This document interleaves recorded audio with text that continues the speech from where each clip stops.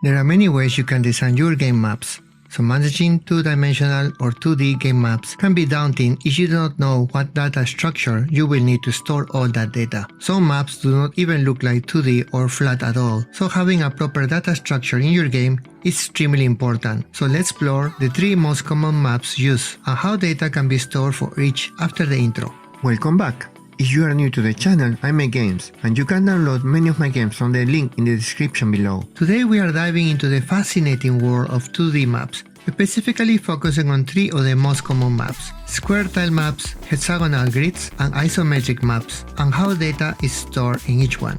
First, the most common type, square tile maps. These are used in many classic games like Legend of Zelda, Pokémon, and many others. The concept is pretty straightforward. We use a 2D array to represent the map grid, where each cell corresponds to a tile in X and Y coordinates. In the array, it's quite simple and elegant solution. Also, if you need to limit what will be rendered on screen, you know ahead of time what cells can be rendered without any complex calculation. Pathfinding in this coordinate system is pretty straightforward. Using a star or any other method will work without any changes. Second, hexagonal maps. These are popular in strategy games like Civilization. The challenge here is the data structure. While it may be tempting to use a 2D array again, it doesn't map perfectly to hexagons. There are several coordinate systems used for hexagonal grids, but the axial coordinate system is one of the most intuitive and commonly used. In the axial coordinate system, each hexagon is identified by 2 coordinates, denoted as Q and R. These coordinates are derived from a cube coordinate system, but with one axis omit for simplicity.